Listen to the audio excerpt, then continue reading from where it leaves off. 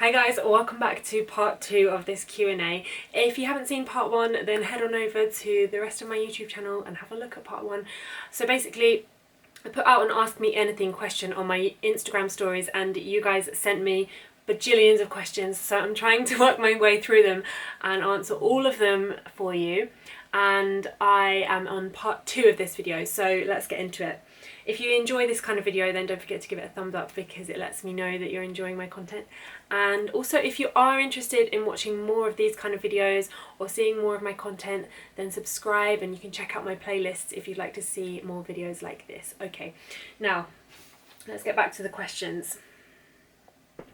I'm doing this all on my new camera, so I'm trying to do it all in one take to keep things simple, which is why I'm kind of like rushing a bit. So I'm going to try and slow my voice down and not rush. Okay, first question of part 2. I am really stressed about my A-level mocks and it makes me think I can't get through GEM. GEM is graduate entry medicine. Oh, yeah. Everyone's stressed about exams at the moment, aren't they? I'm sorry you're feeling stressed. It's awful. They will be over at some point. Try not to cast ahead too much and think about the future. Just think about the exams you've got sitting in front of you. I would say that just try and take an interest in the topics that you're studying at the moment and try not to panic too much.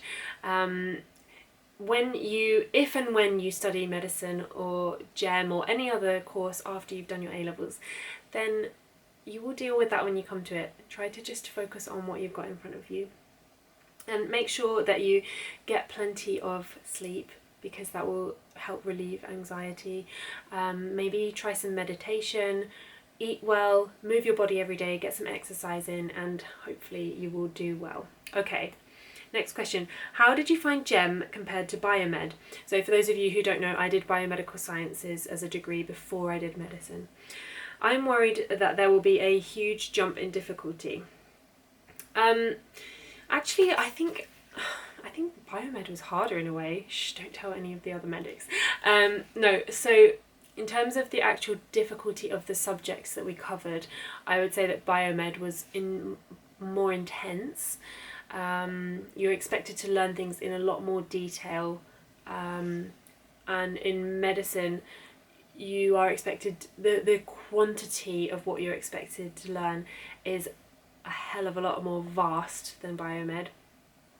And you're expected to learn, it's not just kind of sit down and book reading, it's obviously a lot of practical skills as well. But if you can get through Biomed, you can get through GEM. You'll be fine. How to cope with anxiety, and I have not been studying for exams and I have a week left. Okay, so I did actually answer this on my Instagram stories because she or he only has a week left. So I said, try not to procrastinate. Again, easier said than done. Write yourself a big list of the main topics from the syllabus. Divide them up into the days before the exam and try to cover them now. Don't beat yourself up about what you haven't done. And give yourself at least an hour before bed to do something other than studying. Give yourself about 8 to 9 hours of sleep opportunity. And I'm cheering you on. You can do this. You'll be great. I think that it's important to say that if you are struggling with anxiety, then obviously consider having a chat with your GP about it. Get plenty of exercise, sleep, eat well, and tackle your studying head on. Don't leave it till the last minute, and leave it right till before bed because then you won't get to bed at a good time. Get up in the morning, try and get as much done in the day as you can, and try and do some past papers. Okay, next question. Which speciality are you pursuing? F3? Yes, I'm doing an F3. I'm going to locum and I'm going to go travelling, as I mentioned in part 1. So thank you for asking that. You guys are asking so many good questions. I'm really enjoying doing this Q&A. I wonder if it should be like a kind of a monthly feature or something. What do you know? What do you think? Let me know in the comments down below if you would like to see a Q&A as like a monthly feature on this channel. Okay, budgeting as a student. Your rent is your whole loan. Oh my god, yeah, I lived through this struggle. I could talk for days about this. I mentioned in part 1 that I'm actually currently in the process of filming a whole money series for this channel. So I will be talking all about budgeting as a student because it's something that's very close to my heart, and I think that we should all talk a bit more openly about money.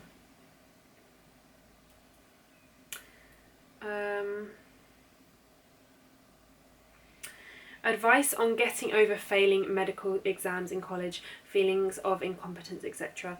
Have a look at my videos. I will link them down below, but I have a couple of videos that might be of use to you. One is exam stress, and the other one is me opening up about failing my med school final OSCE, which is a practical exam in med school.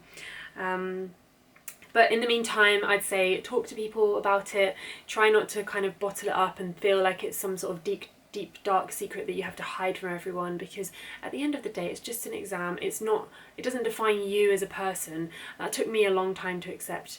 It didn't mean that I was a failure, it just meant that I hadn't passed an exam. So yeah, I would say try and keep it in perspective.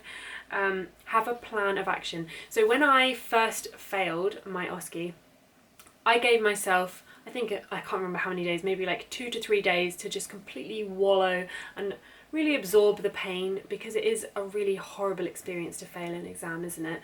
And then after that, I picked myself up and I wrote down a plan of action of what I was going to do next to be proactive, to pass my next chance of sitting this exam, and also to lift my mood and make myself remember that there are other bigger things as well as this exam. And I'm sorry that you failed. It is kind of crappy. So yeah, you're not alone. People go through this all the time. Hi Sarah, how do you keep the balance between your tough work and accomplishing your hobbies? Well, yeah, I think this is a brilliant question, and one that is very relevant to a lot of you. I'm going to be filming a very special video about this in June, so keep your eyes peeled for that and watch this space.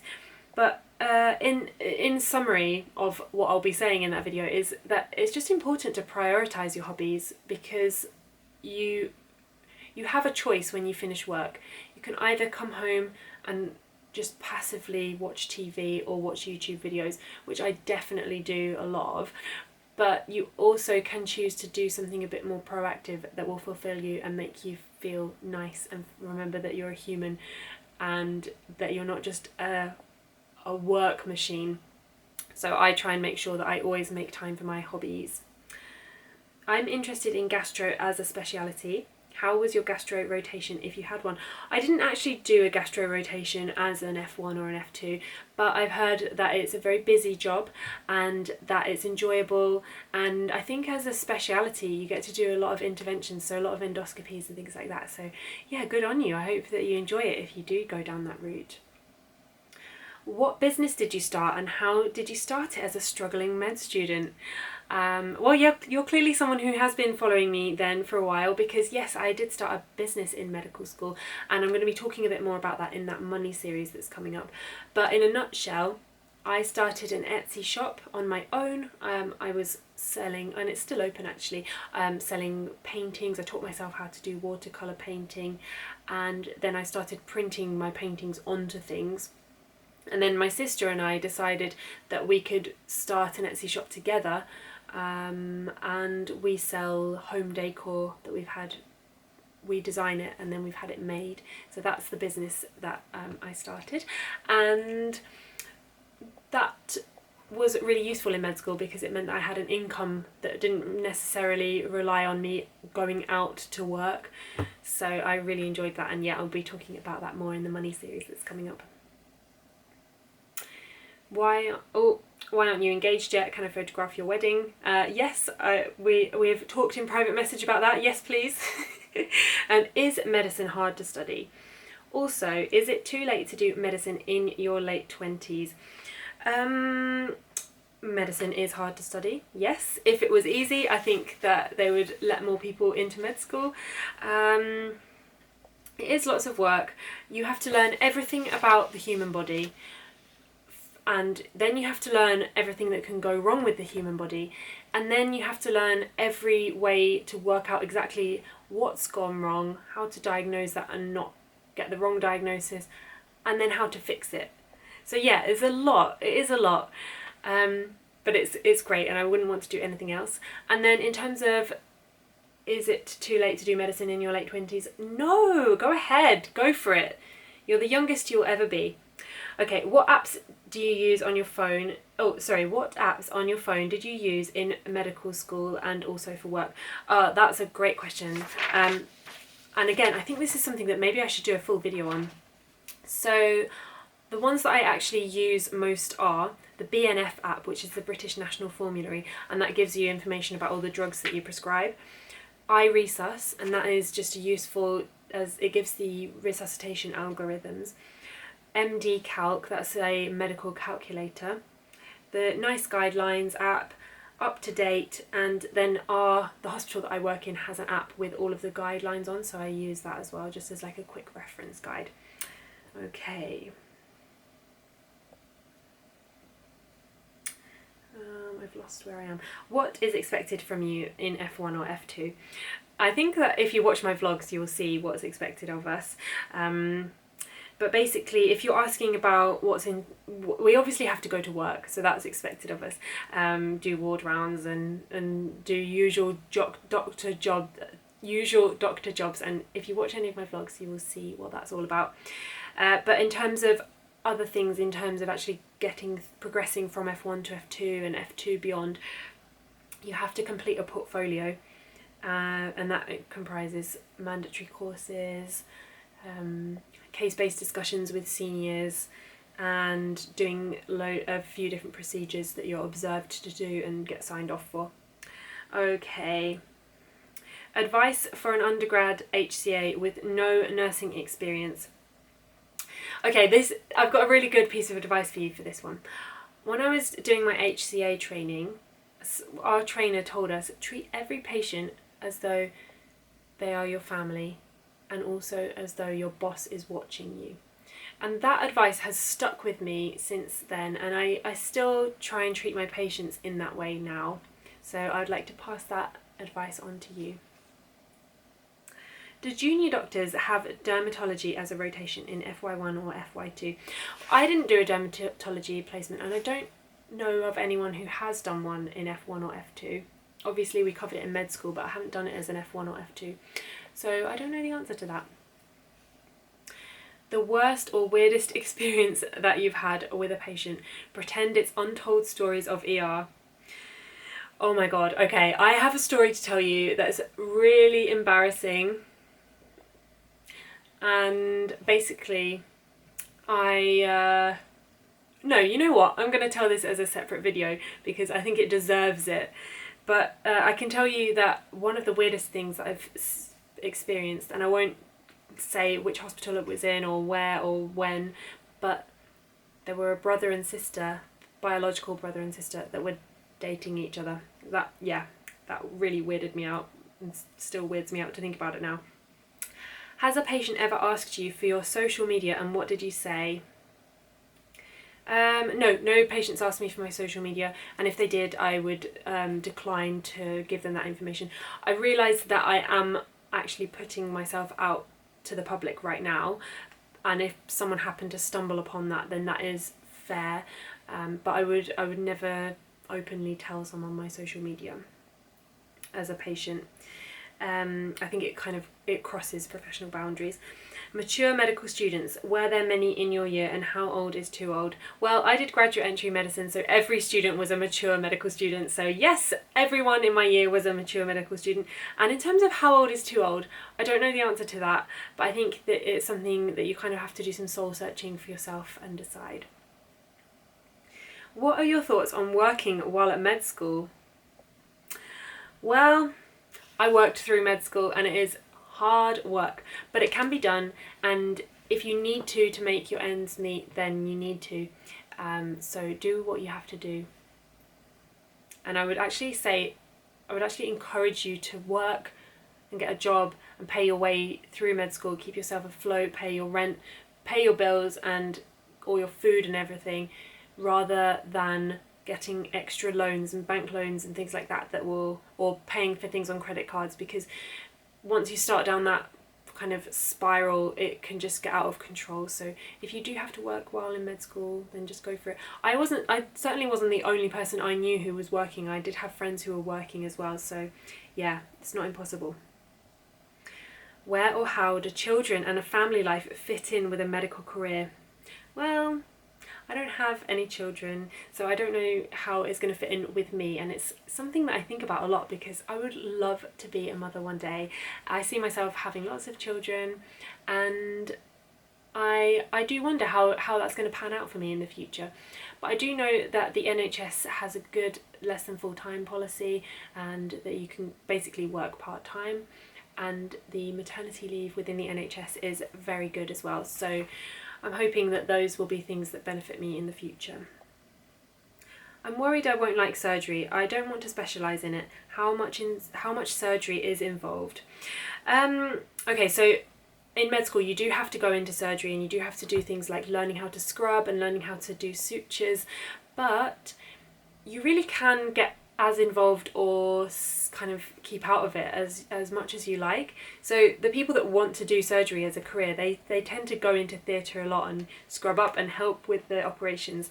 But if it's something that you're really not that keen on, for example, there were a couple of people in my year who knew that they fainted every time they saw blood, and they weren't good in surgery, so they just told the surgeons that and tried to let people know so that they didn't have to get as involved. But yeah, when you're on your surgery rotation, you won't actually have to go into theatre all that much if you don't want to, so don't let that put you off going to med school.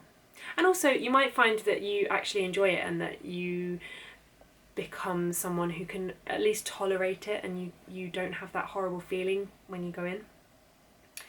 How to wake up early. My brain doesn't seem to function until the evening. My exams are at 9 a.m. Yeah, so I'd say go to bed early if you can. Try and get as much sleep as you can. And I personally have a terrible addiction to coffee now. I'm not saying you should start getting addicted to caffeine. Yeah, there are loads of videos on YouTube about how to wake up early, and I'm sure that they've got a lot more advice and better advice than I've got. So yeah, go ahead and have a look at some of those. But yeah, good luck with your exams. I would love to hear your tips on how to feel less in the way or incompetent on placements.